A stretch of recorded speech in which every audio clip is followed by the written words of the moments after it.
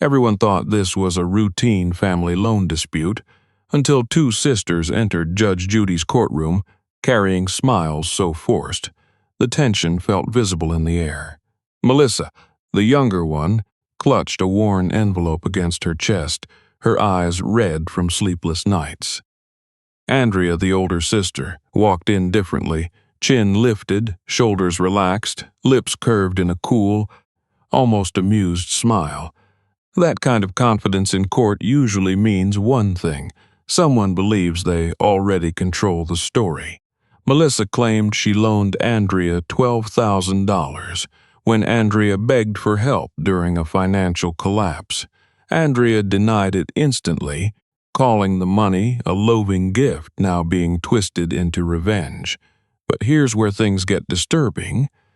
Andrea didn't sound confused. She sounded rehearsed. Every answer came polished. Every shrug looked calculated. Every tiny smirk seemed designed to make Melissa appear emotional and unstable. Judge Judy noticed it too. She leaned back, narrowed her eyes, and let several seconds of silence suffocate the room. Psychological pressure, a classic judicial tactic. Then she asked Melissa one quiet question about the missing paperwork.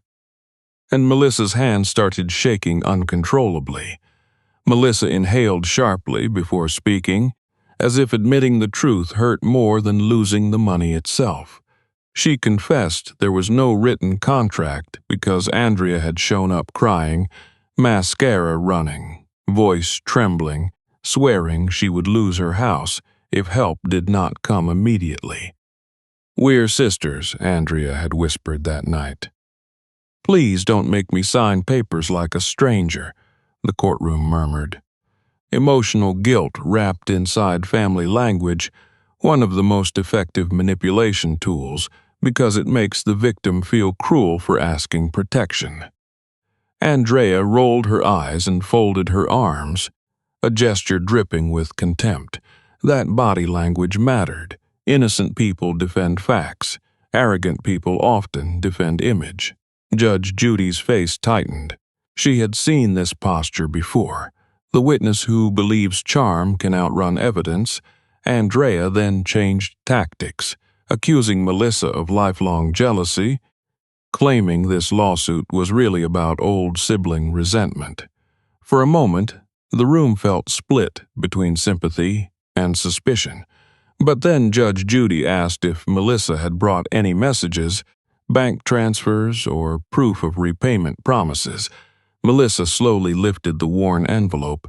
Andrea's confident smile disappeared. Melissa opened the envelope with trembling fingers and pulled out printed screenshots, each page covered in Andrea's frantic late-night messages. Judge Judy read the first few lines silently, and the courtroom's whispers died into total stillness. "I promise I'll return every dollar. Just give me until next month.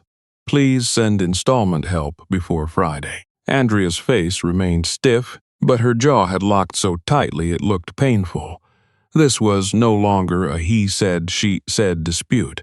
This was language of obligation, repayment, and concealed panic. But Andrea made one desperate move. She claimed the texts were emotional exaggerations, saying families often use loan words casually. Calm voice, measured breathing, chin raised. She was trying to preserve dominance by pretending the evidence meant nothing. "You won't believe what happened next." Judge Judy held up one highlighted screenshot and read it aloud. "I sent installment one. I still owe you the remaining balance." And then, silence. A loud gasp escaped from the audience benches.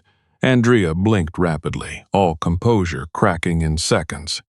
Melissa lowered her head and began crying. Judge Judy slowly removed her glasses, stared directly at Andrea, and said, "So you lied from the moment you sat down." Andrea's lips parted, but no defense came out. The woman who had entered with a smug smile now looked trapped inside her own collapsing performance. Judge Judy wasted no time. She explained that courts do not reward manipulative relatives who exploit trust. then hide behind the word family when repayment is due.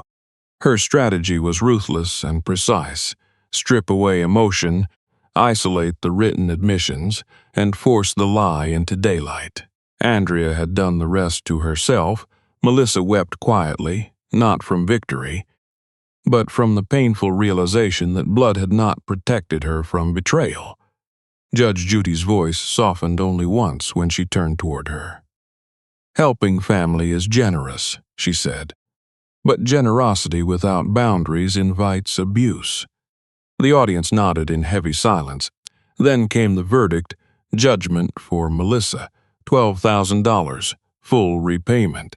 Andrea stared downward, shoulders sinking, confidence shattered, every earlier smirk erased by public humiliation. At this point, the courtroom felt different, not triumphant, but sobering. One sister got justice. The other lost something money could never restore: credibility. And that was the brutal lesson.